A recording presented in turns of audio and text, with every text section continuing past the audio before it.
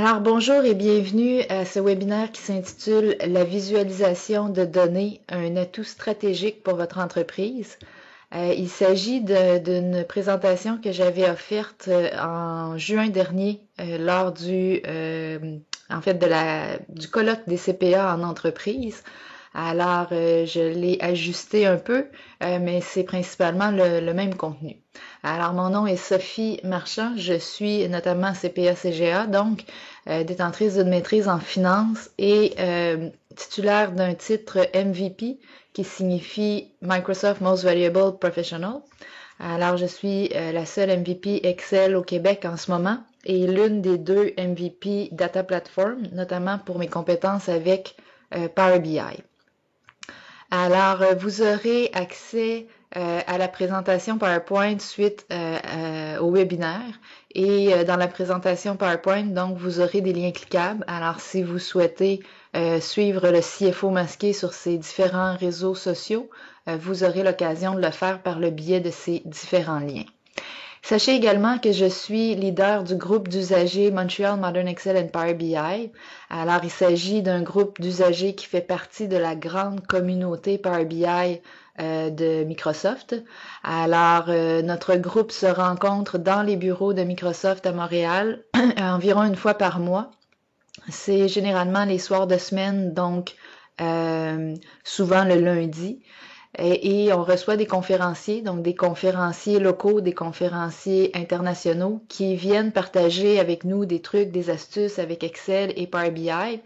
En fait, Modern Excel a trait davantage à Power Query et Power Pivot, mais on a parfois des conférenciers qui viennent nous parler d'Excel traditionnel, si j'ose dire. Donc, le groupe est orienté vers les besoins des usagers. Et ça coûte 5 pour assister à une soirée comme ça. Alors, ça vaut vraiment la peine si vous avez envie d'apprendre et d'échanger avec les gens de la communauté.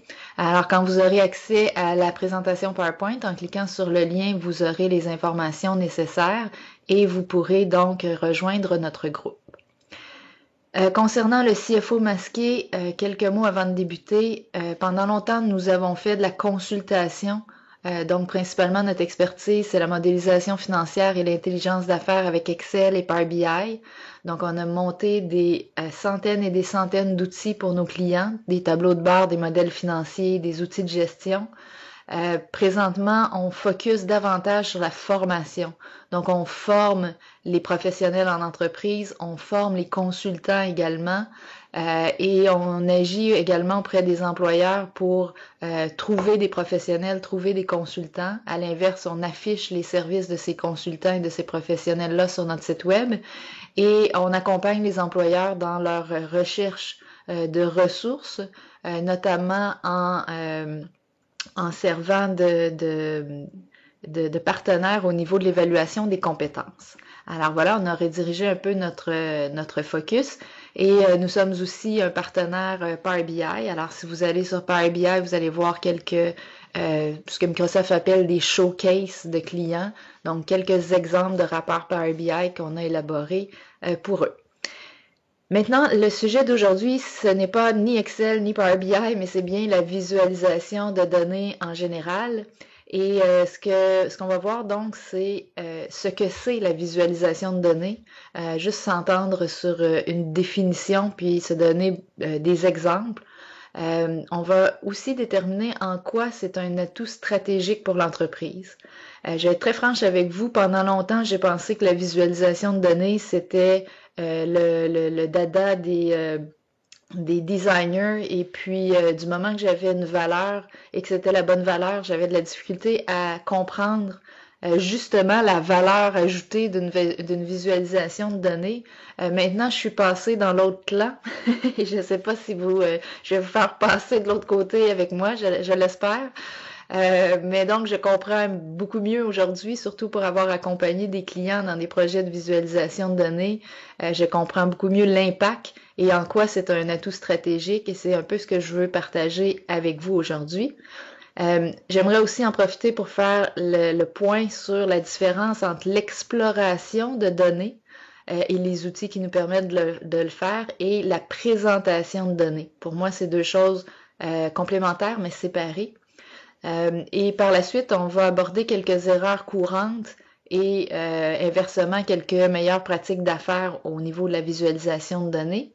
On va parler brièvement des outils qu'on peut utiliser pour créer des visualisations de données et je vais vous donner également quelques exemples de visualisation que je juge réussies. Alors, notre but aujourd'hui sera donc de comprendre en quoi consiste la visualisation de données et plus particulièrement ce qu'on appelle le data storytelling. Donc en français, je n'ai pas trouvé de définition plus précise, mais le data storytelling, vous en entendez parler abondamment, donc on va comprendre ensemble à quoi ça consiste. Et une fois que ce sera fait, on utilisera ces connaissances-là pour que vous puissiez améliorer la prise de décision dans votre entreprise et on terminera donc en présentant des exemples bien concrets. Alors, la visualisation de données, qu'est-ce que c'est? C'est plusieurs choses. Je vais vous donner déjà quelques exemples ici et là. Ce que vous voyez à l'écran en ce moment, c'est probablement une des premières visualisations de données qui a fait beaucoup parler et de là est né d'autres visualisations et enfin un intérêt pour les visualisations de données en général. Bien sûr, vous allez me dire qu'avant cette visualisation, il y a eu des hiéroglyphes, il y a eu d'autres choses et effectivement, il y a eu un avant et un après, mais celle-ci a fait beaucoup jaser et avec raison. Ce que vous voyez devant vous, ce sont des cas d'infection. Et là, j'oublie, c'est pas la varicelle, c'est quoi? C'est la rougeole. J'oublie la traduction en français, mais peu importe. Le nombre de cas d'infection jusqu'à ce qu'on introduise un certain vaccin. Alors, vous voyez ici l'introduction du vaccin. Vous avez les différents États américains et vous avez l'état des cas. Donc, les cas plus nombreux, plus rouges, et jusqu'aux cas les moins nombreux qui sont bleu pâle. Et on voit donc qu'à l'introduction du vaccin, on a réussi à éliminer pratiquement tous les cas. Donc, on a compris l'efficacité de ce fameux vaccin-là. Pas besoin de publier un rapport de 100 pages, une visualisation comme celle-là, et on comprend tout de suite le message qu'on veut nous transmettre. De la même manière, dans la vie de tous les jours, vous utilisez des visualisations de données constamment, peut-être sans même vous en rendre compte. La prochaine, si vous êtes conducteur, vous en croisez des comme ça, un paquet. Et regardez un peu toute l'information que contient cette visualisation de données-là. Essayez de penser si ce panneau-là n'existait pas avec ces dessins-là et qu'il vous fallait prendre une décision d'emprunter une sortie ou non, par exemple, de vous rendre à une destination finale. Imaginez que ce soit tout écrit en texte. Ça vous prendrait probablement pas mal de temps à vous rendre à destination. Vous feriez probablement beaucoup de détours. Même chose, imaginez que ce soit syntonisé sur votre poste de radio. Il est fort à parier que vous n'arriveriez pas à prendre de décision assez rapidement. Alors, je pense que ça parle beaucoup parce que déjà dans un panneau, en regardant le panneau, vous avez beau ne pas être dans du pays, de la place, là, vous allez retrouver ce genre de panneau-là partout et vous allez pouvoir vous retrouver facilement. Donc, la visualisation ici nous permet de consommer de nombreuses informations en un clin d'œil et instantanément de prendre des décisions en conséquence. Même chose ici avec la météo et pour les Québécois, partez pas en peur, c'est pas la météo qu'on annonce cette semaine, c'est une vieille capture d'écran, donc on n'annonce pas de neige encore, inquiétez-vous pas. Mais donc la météo, c'est un très bon exemple de visualisation de données parce que là aussi, en un clin d'œil, on est en mesure de voir beaucoup d'informations.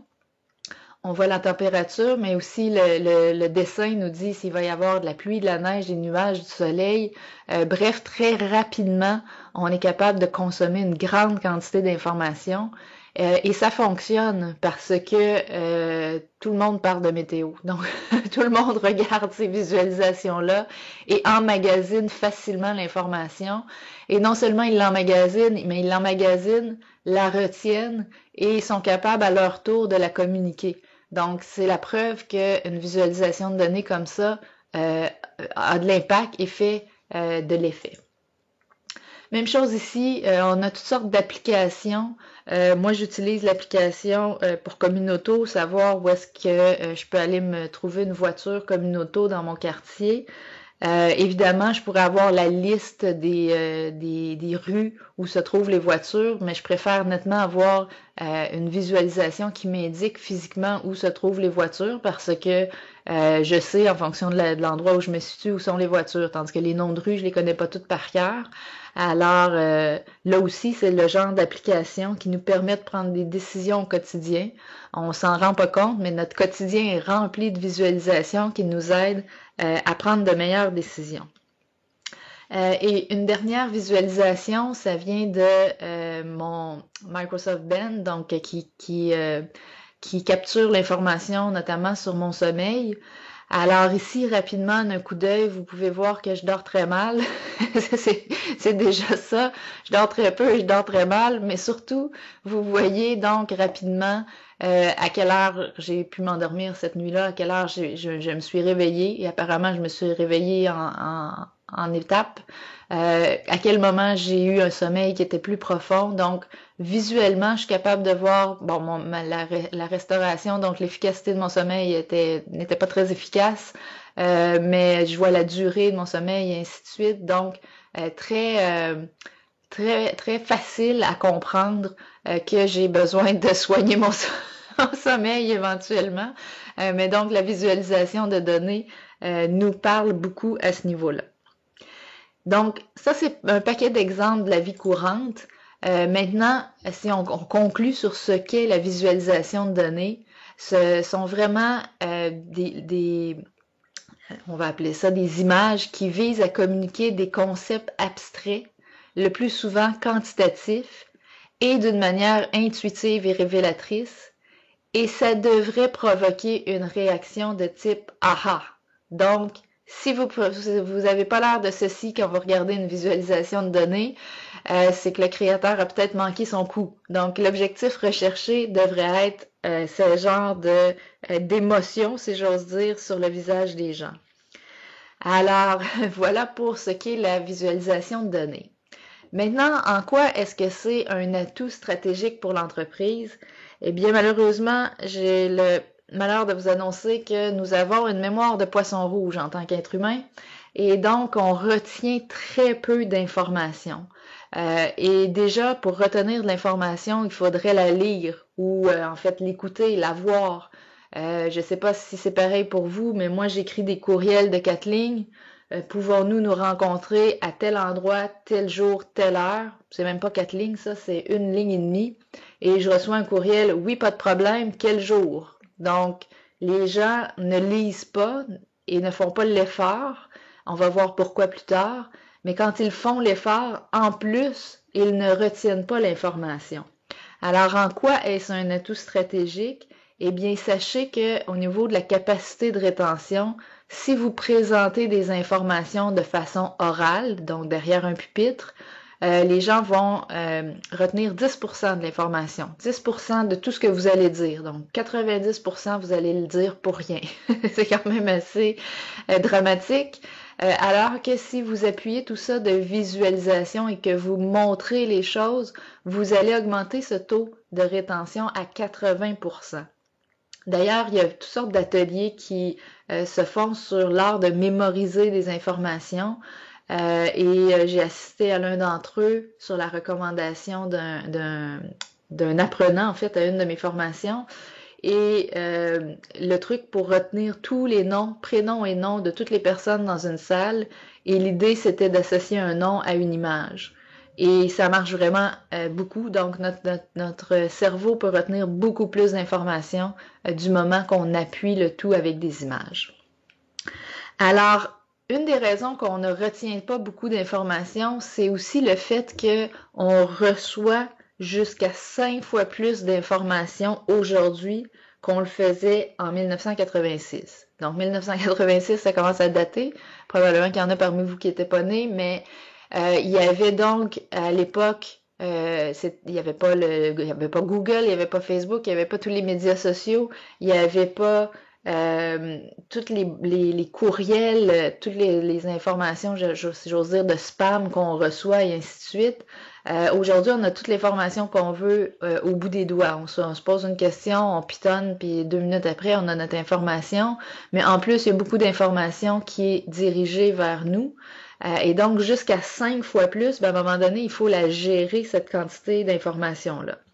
Je ne sais pas si vous parlez un peu l'anglais, mais moi j'ai des clients qui parlent l'anglais, puis il est venu une mode à un moment donné où j'envoyais des courriels avec toutes les précisions qu'on m'avait demandé et je recevais une réponse puis c'est marqué TLDR. Et là je me suis informée à ce que ça voulait dire, qu'est-ce que ça voulait dire TLDR et ça voulait tout simplement dire Too long didn't read. Donc c'est trop long, j'ai pas lu, en voulant dire j'ai d'autres choses à faire. Alors, on voit qu'on est rendu vraiment submergé et donc, si on utilise les visualisations de données, on va pouvoir mieux gérer la surabondance des données. Alors ça, c'est la réalité qu'on vit dans notre vie personnelle, mais aussi en entreprise. Dans un autre ordre d'idée, si je vous demandais qui se rappelle de l'histoire des 3 petits cochons? Prenez quelques secondes là, pour réfléchir dans votre tête. Est-ce que vous vous souvenez bien de l'histoire des 3 petits cochons?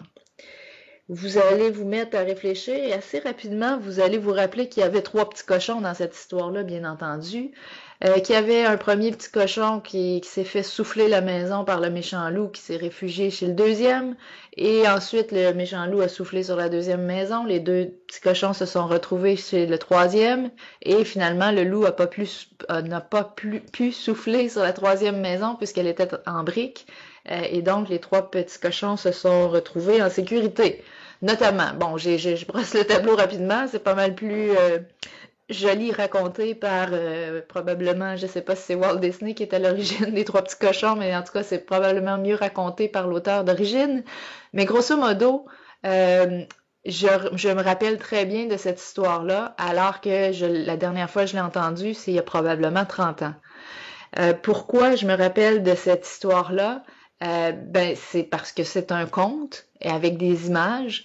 Et le data storytelling, eh bien, ça devrait être comme un conte. C'est-à-dire que non seulement ce qu'on me raconte devrait être appuyé d'images très fortes, mais je devrais être capable de rencontrer d'autres personnes et raconter la même histoire. Donc, je devrais être capable de retransmettre l'histoire sans problème.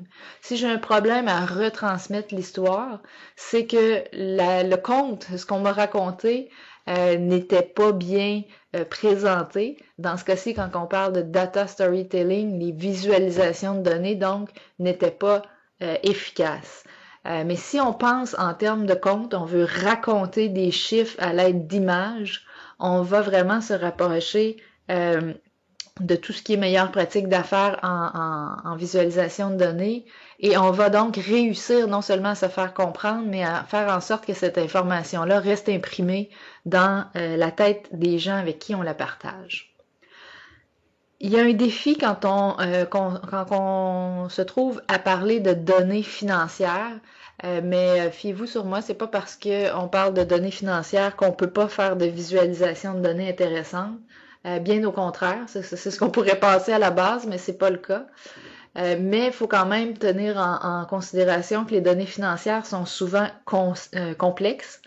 C'est des concepts financiers souvent qui ne sont pas intuitifs, en tout cas pas pour tout le monde. Et justement, les audiences à qui on présente des données financières ont souvent toutes sortes de background. Donc, ils n'ont pas le même ensemble de compétences pour pouvoir juger des informations qui sont partagées avec eux. À la lumière de ça, on nous informe que, et c'est assez étonnant, 85% des gestionnaires ne comprennent pas les données qui leur sont soumises. 85% des gestionnaires ne comprennent pas les données qui leur sont soumises. Alors, quand on pense à cette statistique-là, ça fait frissonner et on peut tout de suite imaginer que si on appuyait nos présentations de visualisation de données, probablement que les gestionnaires comprendraient. L'idée ici, c'est de résumer non pas toutes les analyses qu'on a fait, mais le résultat ultime le présenter par une visualisation de données qui est très claire, on comprend très bien le message, et s'il le faut, par la suite, accompagner le tout d'un rapport détaillé. Mais on devrait présenter au gestionnaire les visualisations de données. Il devrait, en un clin d'œil, comme on le fait en regardant le panneau sur l'autoroute, comprendre les directions à prendre, prendre les bonnes décisions et s'il y a lieu, fouiller par la suite dans le détail du rapport. Alors, gardez ça en mémoire, 85% des gestionnaires qui ne comprennent pas les données qui leur sont soumises. C'est assez élevé comme pourcentage. Maintenant, si je vous présentais les données suivantes, et là c'est vraiment un exemple très de base, mais si rapidement je vous demandais quel est le mois où la valeur est la plus élevée, vous devez quand même faire un exercice mental, vous vous déplacez d'une colonne à l'autre, et pendant que vous faites ça, j'ai beau vous transmettre n'importe quelle autre information, vous m'écoutez pas, vous êtes en train de chercher le maximum. Si je vous présente plutôt une visualisation et je vous parle du mois où il y a eu le plus de marge, en fait, dans ce cas-ci, vous voyez déjà que c'est le mois de novembre et je peux continuer de vous parler. J'ai encore votre attention. Visuellement, vous n'êtes pas perdu. Vous voyez tout de suite la séquence. Alors, évidemment, c'est quelque chose d'archi simple, mettre une série de données temporelles sur un graphique en ligne, mais déjà, vous voyez l'impact que ça a sur notre cerveau, sur notre façon d'analyser l'information reçue. On est toujours dans en quoi c'est un atout stratégique pour l'entreprise. Eh bien, l'un des atouts stratégiques, c'est de pouvoir mieux consommer le big data. Donc, pendant longtemps, on a dit the next big thing, là, ça va être le big data. Puis effectivement, le big data, c'est toutes les données dont on a accès, qui sont non structurées, qui proviennent de tous nos différents systèmes. Et là, Dieu sait qu'au fil des ans, des systèmes dans les entreprises, on en a eu de plus en plus.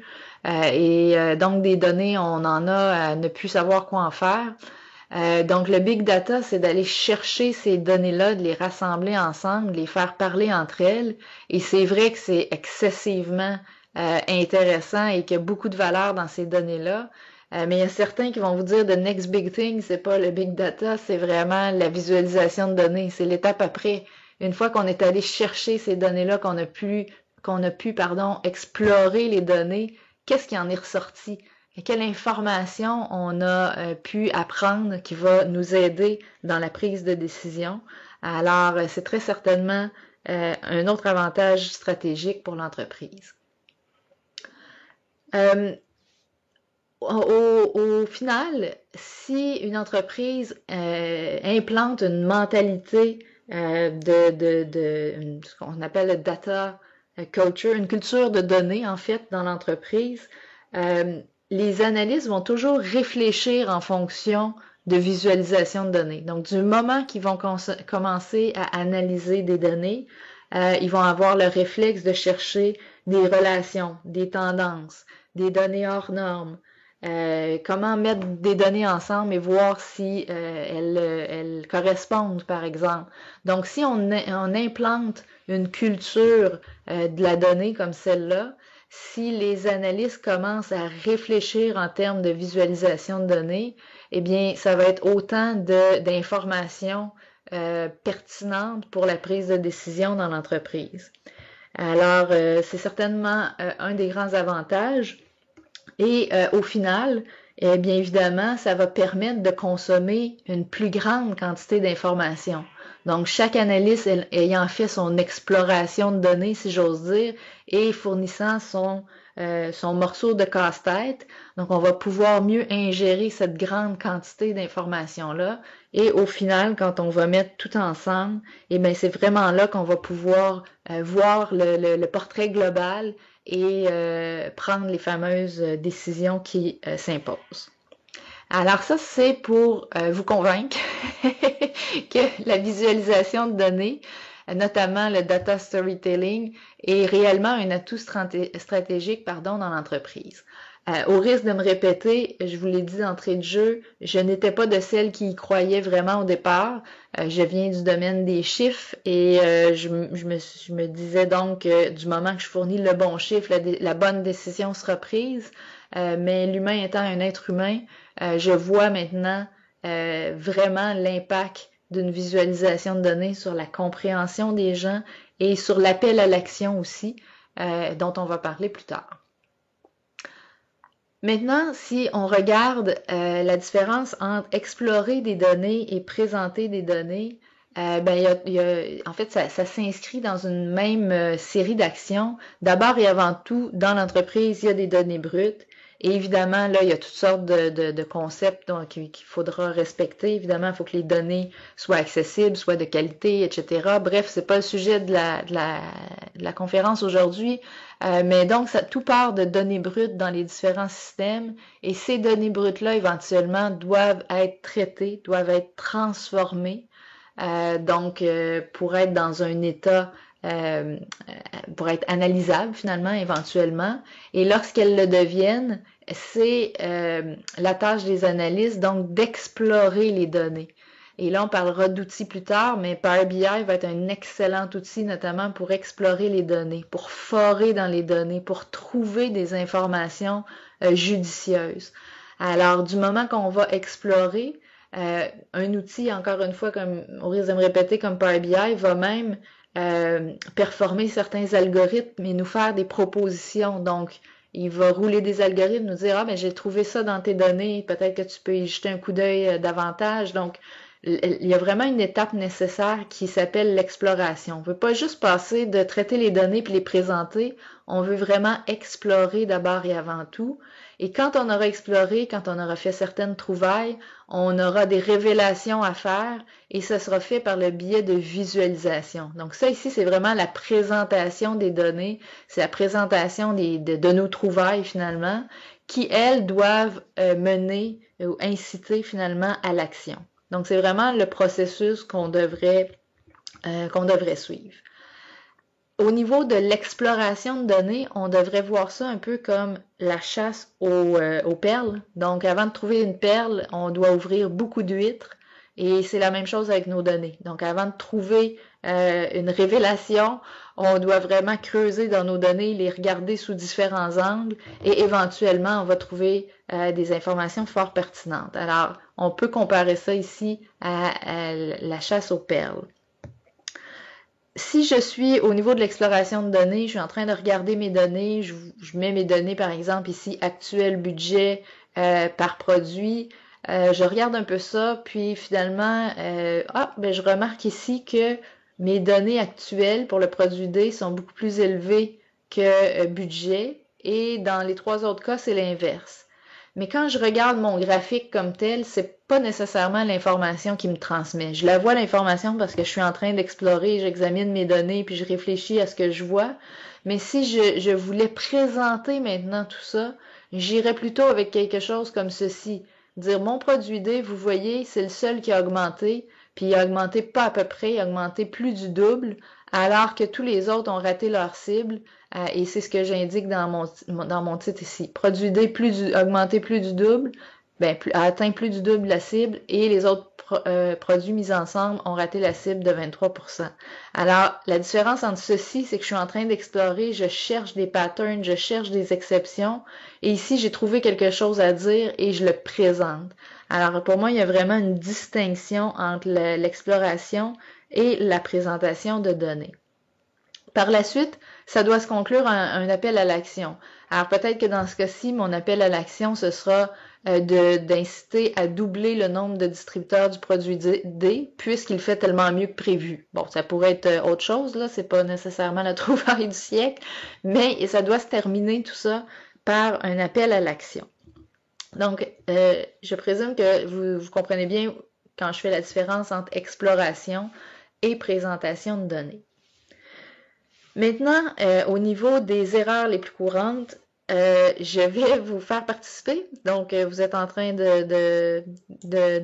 d'écouter, mais je vais vous faire participer. Vous pourriez utiliser la zone de discussion pour me dire c'est quoi les erreurs sur ce graphique-là. Évidemment, j'ai mis plusieurs erreurs volontairement et je veux les identifier avec vous. Alors, allez-y dans la zone de discussion. Si vous trouvez des choses qui clochent dans ce graphique-là, faites seulement les indiquer dans la zone de discussion, puis on va les couvrir ensemble. Je vois des gens qui tapent.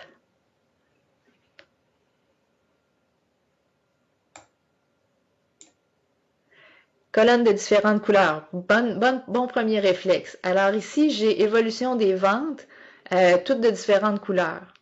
Si jamais vous suivez des formations en visualisation de données, d'ailleurs, je veux juste vous dire que ça s'apprend la visualisation de données. Beaucoup de gens qui disent « Ah, moi je suis pas un artiste, je suis pas capable ». Peut-être que vous avez moins de talent pour ça a priori, mais ça s'apprend très bien. Et l'une des notions qu'on va enseigner, c'est de mettre les couleurs uniformes et de ne mettre en couleur qui frappe, là, que les données qui méritent vraiment notre attention. Donc, les colonnes de différentes couleurs, c'est un bon point. On dit ici les mois en double, axe des X pas clair. Effectivement, c'est vraiment pas clair. On a 4 janvier, 19 janvier, 8 février. Donc, non seulement il n'est pas clair, mais il n'est surtout pas bien distancé. Si on est pour présenter des données temporelles sur un graphique, on devrait avoir des espaces continus, donc soit des mois, soit des semaines, soit des années, peu importe. Mais ici, les espaces de temps ne sont jamais les mêmes d'une période à l'autre. Et en plus, on voit les chiffres sur une ligne, les mois sur l'autre. Alors ça devrait être notamment corrigé. Vous avez aussi, en attendant que d'autres fournissent des réponses, vous avez aussi ici un axe des Y qui commence à 60. Ça vient de fausser l'évolution des ventes ici. Si on avait les données jusqu'à 0, on verrait que les écarts sont pas si importants que ça entre certaines données. À quoi servent les données au-dessus des mois? En fait, c'est le jour du mois. Donc ici, c'est le jour du mois. Vous avez aussi ici vente, c'est absolument non nécessaire si je l'ai dans le titre. Vous avez aussi les données qui sont et sur l'axe des Y et sur l'axe devant les séries de données ici. Donc on le met à un endroit ou à l'autre, préférablement devant la colonne si ça empiète pas, parce que c'est plus facile à lire. Un autre point, c'est les lignes, dans le fond, on pourrait enlever ça. Donc, c'est désencombrer finalement le graphique pour qu'on le lit plus facilement, qu'on puisse le lire plus facilement. Et un autre point, c'est le fameux 3D. Dans ce cas-ci, c'est pas trop pire, mais si je vous référerai à un autre webinaire que j'ai fait sur le sujet. En 3D, on peut faire dire n'importe quoi à nos données. Si vous mettez du 3D dans un graphique en secteur, notamment, dépendamment de la façon que vous allez présenter le premier angle, ben, ça peut dire tout et son contraire. En fait, ça, on va le voir juste après. Et puis, donc le 3D, ça pourrait être à éviter. Les dollars, pas toujours nécessaires si on le met à une place. Donc ici, ils sont là, on pourrait le mettre seulement dans le titre. Bref, c'est de voir comment ça empiète. Et l'idée, c'est d'avoir le graphique le plus désencombré possible, qu'on se pose pas de questions sur absolument aucun des éléments. Alors, beaucoup de travail à faire dans ces graphiques-là. Le problème des effets 3D, donc j'ai ouvert la porte tantôt, c'est ceci. Si je vous demandais rapidement laquelle des pointes est la plus importante, je ne sais pas ce que vous répondriez entre orange et bleu, c'est pas très clair, mais si je mets le même graphique sur en colonne, les mêmes valeurs sur un graphique en colonne, vous voyez que le orange est beaucoup plus important que le bleu. En fait, la différence entre les deux est de 7 et elle est beaucoup plus en fait, si vous regardez entre 27 et 33, donc entre le gris et le bleu, la différence est de 6 et la différence entre le bleu et l'orange est de 7. Donc l'écart entre les deux ici est plus grand que l'écart entre les deux ici. C'est pas ce qu'on perçoit quand on regarde le graphique ici. Alors le 3D, c'est complètement à éviter. Une autre des erreurs courantes, et là, si vous allez voir le site web qui est ici, vous allez avoir beaucoup de plaisir pendant plusieurs heures. C'est d'éviter les erreurs d'interprétation. Par exemple, ici, vous voyez qu'il y a des données, ce sont des vraies données qui sont parfaitement corrélées. Et ces données-là, c'est les dépenses qu'on fait en technologie de, espace, sciences, etc., versus les suicides par pendaison, étranglement et suffocation. Donc, on met deux séries de données qui sont parfaitement corrélées, mais qui n'ont aucun rapport entre elles, donc aucun lien de causalité. Et là, on interprète ça comme étant deux données qui vont dans le même sens. Alors, c'est complètement un hasard. Et si vous allez donc sur ce site-là, vous allez voir toutes sortes de choses. Vous allez voir notamment qu'il y a une forte corrélation entre le nombre de films dans lesquels Nicolas Cage joue chaque année et le nombre de morts par noyade dans une piscine. Alors, vous voyez que ça n'a rien à voir. Et ici, on fait des farces, mais je vois souvent ça, des analystes qui vont prendre une corrélation et qui vont déterminer un lien de causalité c'est par défaut, alors qu'il n'y en a pas nécessairement. Alors, il faut vraiment être vigilant quand on tente de trouver des corrélations entre des données. Autre erreur courante ici, un tiers de notre budget va à l'aide financière. Un tiers, c'est pas clair, moi je vois un quart. Donc un tiers, un quart, 20, 60. OK, ils ont mis le budget total ici. Alors, il faut faire attention à comment on présente nos données. On devrait pas avoir le total dans une pointe, là. Donc, ça l'induit vraiment à l'erreur.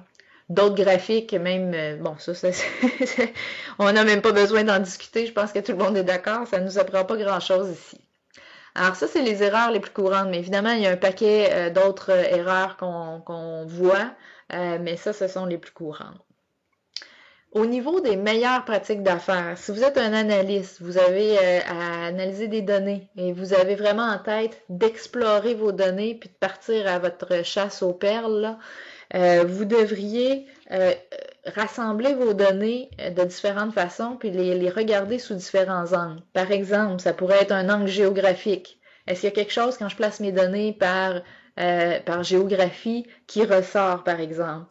Ça pourrait être aussi par hiérarchie. Donc, quand je me construis une hiérarchie, ça c'est quelque chose, par exemple, avec Power BI qui est super facile, et je regarde, par exemple, les ventes, je les regarde par région, par filiale, par client, au type de client, et etc. Donc, j'essaie de forer dans mes données, et pour ça, je peux le faire par le biais de différentes hiérarchies. Je pourrais regarder aussi mes données par échelle, donc regroupement de nombres notamment. Qu'est-ce qui se passe dans mes ventes d'articles entre 0 et 100 $, mes ventes d'articles entre 100 et 200 $, des choses comme ça. Je pourrais regarder mes données par catégorie. Je pourrais regarder mes données par regroupement alphabétique. Donc, je sais pas moi, ben ça, c'est plutôt quand il y a des catégories qui dépendent de l'alphabet, là, par exemple, produits de luxe, blablabla, on les met tous ensemble. Donc, alphabétique ici.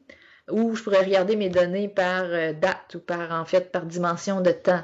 Alors, quand j'essaie de regarder ma même donnée, mais sous différents angles, éventuellement, c'est sûr et certain que je vais faire une trouvaille. Et quand je vais trouver quelque chose, je vais trouver un écart, je vais trouver quelque chose, une tendance, quelque chose comme ça, ce que je vais devoir faire, c'est me poser des questions. De la même façon qu'un petit enfant pose des questions. Hein. Un petit enfant, ça va demander pourquoi mon spaghetti, la sauce à spaghetti est rouge? Ben, on va dire parce qu'il y a des tomates dedans. Mais pourquoi les tomates sont rouges? Ben, là, l'enfant, il arrête pas. Tant qu'il n'est pas satisfait, il continue à poser des questions. Alors, pour être un bon analyste et préparer de bonnes visualisations de données, on devrait retrouver cet enfant en nous et nous poser des questions comme ça jusqu'à la toute fin, jusqu'à temps qu'on ait une réponse convaincante. Alors, si vous voulez présenter les ventes, par exemple, en dollars à votre patron, vous devriez vous demander pourquoi. Pourquoi je veux faire ça? Ben, je veux leur montrer que les ventes ont changé au fil du temps de façon à ce qu'ils puissent prendre des décisions. OK, c'est beau montrer que les ventes ont changé au fil du temps, mais toi, tu as analysé les données. Est-ce que les ventes ont augmenté ou ont descendu? Ils ont descendu. Pourquoi? Ben, c'est à cause de la filiale A. OK, pourquoi? Ben, on voit que les ventes ont diminué à partir du troisième trimestre. Pourquoi ils ont diminué à partir du troisième trimestre? Et là, vous allez chercher, tout à coup, vous allez trouver que, ben, il y a eu une nouvelle réglementation à partir du troisième trimestre. Et ce que vous allez présenter à votre patron, c'est donc pas l'évolution des ventes en dollars. Vous allez présenter qu'à l'introduction de la nouvelle réglementation au troisième trimestre, ça va être une grande barre sur votre graphique, un peu comme l'introduction du vaccin plus tôt. À partir de ce moment-là, il y a un déclin. Ça s'explique par la nouvelle réglementation qui s'applique à la filiale A à partir du troisième trimestre. Ça, c'est une visualisation de données, c'est une trouvaille et on incite à l'action. Donc, il faut réagir à cette nouvelle réglementation-là. Alors, au final, ce qu'on veut, c'est que les données qu'on présente soient mises en contexte. Donc, on veut fournir la clé, la réponse ultime, si on veut. Et donc, en se posant des questions comme ça, on va finir par trouver justement la clé et la partager à qui de droit. On va donc se mettre à repérer l'inattendu dans nos données. Et non seulement on va le repérer, mais une fois qu'on va l'avoir repéré, pour la troisième fois, on va le mettre en évidence. Alors, c'est vraiment ce qu'on veut faire. Entre autres choses, entre autres meilleures pratiques d'affaires également, je l'ai dit plus tôt, on va mettre les données en contexte. Donc, le contexte de la nouvelle réglementation du nouveau vaccin, par exemple. On va comparer les données à une cible. On va préciser un événement qui explique le changement dans les données. On va ajouter des tendances. On va summariser les points importants. Et d'abord et avant tout, on va raconter une histoire et on va inciter à l'action. Alors, pour faire tout ça, il y a plusieurs outils que vous pouvez utiliser. En fait, si vous allez sur le lien qui sera fourni dans votre présentation, vous avez un paquet d'outils qui vous sert à faire des visualisations de données selon que vous êtes un analyste, un développeur, etc. Pour nous ici, au CFO Masqué, on est des fervents utilisateurs d'Excel et de Power BI. Je vous le disais plus tôt, pour l'exploration de données, Power BI est extraordinaire, nous permet de faire beaucoup de choses aisément. Aisément, je vais pondérer mes mots. Aisément, en fait, quand les données sont bien préparées en arrière, c'est facile de faire l'exploration de données. Évidemment, si les données en arrière sont un peu tout croche, c'est comme dans n'importe quel autre système, c'est plus difficile, mais Power BI est certainement l'outil qui vous permet de transformer vos données le plus aisément. Pour la visualisation de données, Excel est encore pour moi une bonne solution parce que il est excessivement flexible. Donc, si je veux dessiner une visualisation de données très, très précise, même si le graphique n'existe pas dans Excel, je sais que je vais pouvoir y arriver avec exactement le degré de détail que je veux. Dans Power BI, il y a toutes sortes de visualisations intéressantes, moins de flexibilité au niveau de la personnalisation de ces visualisations-là, mais par contre, il y a des affaires dynamiques qui se font là qui ne se feraient pas dans Excel. Donc, c'est à vous de peser le pour et le contre. Et maintenant, j'aimerais vous présenter des avant et des après. Donc, quelques exemples concrets. Notamment ici, vous avez un gestionnaire qui veut faire approuver l'embauche de nouvelles ressources pour son département. Donc, il veut présenter son cas à la direction pour faire valoir son point. Et là, dans son équipe, eux, ils traitent des cas. Et à chaque année, comme vous voyez, c'est toujours le même cas, donc d'une année à l'autre, que l'équipe traite. Et là, tout d'un coup, ça se met à décliner. Alors, il voit ça dans ses données, mais ce qu'il présente à son patron, c'est ceci. Donc, on a toujours été, j'allais dire on target, sur la cible. Et vous voyez, avant, on traitait ça ici. Maintenant, on traite ça ici. Avant et après quoi? Ben, avant le départ de 2 employés à la retraite, et après le départ des 2 employés à la retraite. Alors, non seulement visuellement, j'introduis un événement qui explique un comportement, mais en plus, j'appelle à l'action. Il y a une urgence d'embaucher 2 nouveaux FTE à cause de la diminution de cas traités. Alors ici, c'est parfaitement complet. Je peux pousser ça à mon patron, tandis qu'ici, c'est pas encore tout à fait là. Ça parle moins que ici, et surtout quand j'explique d'où provient l'écart entre les deux. Dans le cas suivant, je suis par exemple un gestionnaire des filiales A et B et je regarde donc mes 2 filiales et avant et après, donc avant et après un certain événement. Donc, on peut imaginer le avant et le après. Là, ça peut être, je sais pas, on a déménagé, on a changé de patron. Bon, imaginez le avant et le après. Et donc, je pourrais présenter ça comme ça pour montrer comment que le A et le B ont changé, filiale A, filiale B. Mais je pourrais aussi présenter ceci. et dire avant, les filiales A et B, c'est eux qui offraient le plus de produits et après, c'est la filiale C qui en offrait le plus. Alors, il y a une urgence ici aussi de retravailler le mix de produits des filiales A et B qui semble avoir fondu finalement entre le avant et le après. Alors ici, c'est plus visuel en fait, je vous parlerai de la formation qu'on offre en visualisation de données, mais on fait souvent ça ici de regrouper.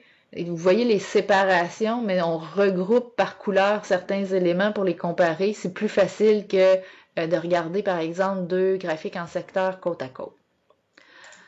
Dans l'exemple suivant ici, supposons que je suis gestionnaire de l'implantation d'un nouveau système et donc je fais un sondage par rapport aux gens qui utilisent le système et je pose certaines questions et vous voyez ici, il y a groupe 1, je pourrais changer le groupe et je vois la proportion des gens qui sont totalement d'accord, en désaccord, totalement en désaccord, neutre et d'accord. Donc ça, je pourrais présenter ça comme ça et regarder dans les groupes et je verrai la proportion des gens d'accord et non d'accord. Au total, j'ai 5 groupes. Je pourrais aussi plutôt présenter ceci et faire en sorte que oui, il y a 5 réponses possibles, mais dans le fond, il y en a 2 qui c'est désaccord, puis il y en a 2 qui c'est d'accord. C'est juste qu'il y en a qui sont beaucoup d'accord et il y en a qui sont beaucoup en désaccord, mais au final, il y a des gens ici qui sont en désaccord, il y a des gens qui sont en accord et il y a des gens au centre qui sont neutres.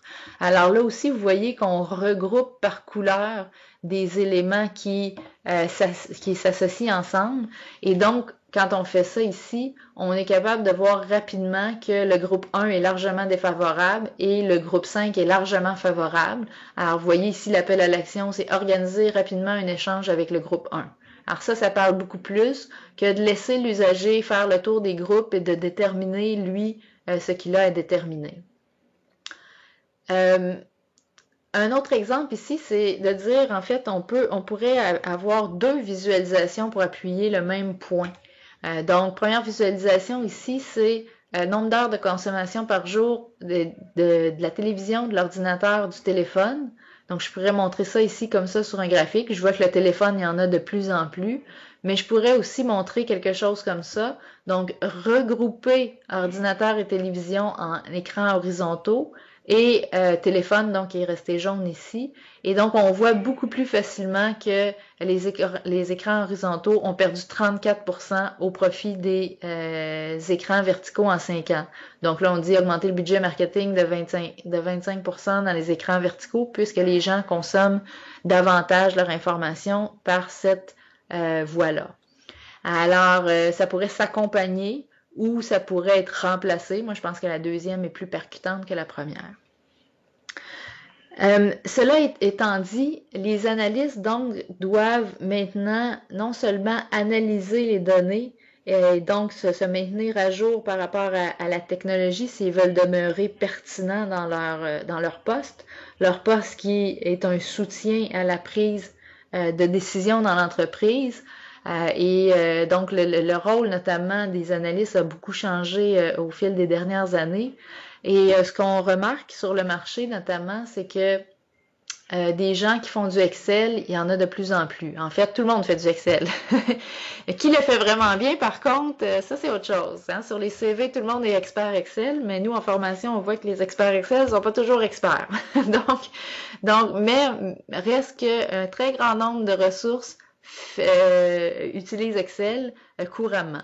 Donc ça, c'est plus quelque chose. Il fut une époque où si vous étiez expert en Excel, ou en fait, si vous disiez que vous étiez expert en Excel, votre CV pouvait ressortir du lot. Maintenant, c'est plutôt commun. Power BI, ça commence à être de plus en plus d'usagers, mais en toute proportion gardée. Donc, il commence à y en avoir, mais c'est encore quelque chose que les entreprises recherchent et ont du mal à trouver chez les analystes. Donc, c'est sûr que si vous voulez vous former là-dedans, ça devient de plus en plus intéressant. Mais au niveau de la visualisation de données, là, on retrouve vraiment très peu de spécialistes. Donc, comme je l'ai dit d'entrée de jeu, souvent on pense que c'est une fonction qui appartient aux designers ou à des artistes, mais ça devrait vraiment appartenir aux analystes. Et c'est quelque chose, donc, qui s'apprend. Donc, on n'a pas besoin d'être particulièrement artistique pour apprendre à faire des bonnes visualisations de données. En conclusion, la visualisation de données, pour moi, c'est explorer les données, découvrir des informations importantes, partager ces trouvailles-là et au final, inciter à l'action. Alors, j'ai plusieurs autres informations à vous communiquer, mais ça met fin à la conférence comme telle, au webinaire comme tel. Sachez que si les webinaires qu'on a vous intéressent, dans la présentation PowerPoint qui suivra, vous aurez la liste, donc le lien pour aller voir la liste de nos webinaires, nos conférences, le lien pour notre groupe d'usagers, nos formations, nos services. Mais sachez aussi que on a une formation qui porte exactement sur le sujet d'aujourd'hui, donc Excel, créer des visualisations de données percutantes, où on va vous donner notamment toutes sortes de consignes dans Excel pour créer il y a quelques graphiques en fait de la présentation qui sont dans la formation. Le 85% des gestionnaires qui lisent pas leur rapport, là, l'espèce de graphique en gaufre, vous allez voir comment faire ça aisément dans Excel.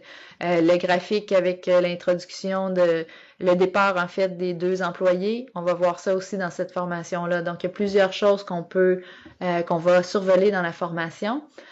Et sinon, dans notre groupe d'usagers, la prochaine rencontre qui a lieu le 30 octobre, c'est en anglais, mais le conférencier, donc, qui vient de Californie, nous parle de meilleures pratiques d'affaires en visualisation de données dans Power BI.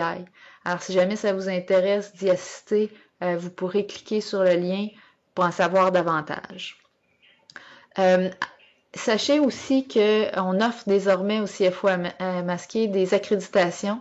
Donc, on a des accréditations notamment en Power BI, en tableau de bord, en Power Tools et en analytique d'affaires. Donc, l'analytique d'affaires, c'est dans cette catégorie-là que se retrouve la formation, notamment sur les visualisations de données percutantes. Et on est en train de développer une formation aussi sur le R, donc l'analyse prédictive. Quand vous analysez vos données, est-ce qu'il y a moyen de trouver un potentiel prédictif dans vos données? Ça va être disponible en début de 2018, mais ça fait partie donc de la catégorie ici, analytique d'affaires. Et pour moi, c'est très lié donc à la visualisation de données. Sinon, sachez également qu'à notre boutique, on vend toutes sortes d'outils Excel dans lesquels il y a toujours des tableaux de bord avec beaucoup de visualisation de données. Alors, si jamais vous voulez apprendre à faire des visualisations de données, suivre des formations, c'est une option. Mais des fois aussi, acheter un outil qui a été construit par quelqu'un d'autre dans Excel et explorer le tout, ça peut être aussi une autre façon d'apprendre. Alors, les fichiers sont complètement déprotégés. Vous pouvez faire ce que vous voulez avec ces fichiers-là. Et en terminant, vous allez avoir dans la présentation aussi un lien pour les consultants et les professionnels en entreprise. Donc, ces liens-là vont vous amener vers les services qu'on vous offre gratuitement, notamment la possibilité de développer vos compétences, mais aussi d'afficher vos profils professionnels sur notre site web afin d'exposer vos services aux employeurs qui recherchent des profils comme le vôtre. Alors, si ça vous intéresse, vous pourrez cliquer sur le lien qui vous concerne si vous êtes un professionnel en entreprise ou bien un consultant. Alors là, c'est vrai que ça met fin au webinaire. J'espère que vous avez apprécié. Si la qualité de l'enregistrement est bonne, je vais donc faire un billet de blog avec tout ça par la suite. Vous pourrez récupérer la présentation PowerPoint. Et si vous avez des questions, je vais vous laisser les poser. Pendant ce temps-là, je vais tout simplement arrêter l'enregistrement.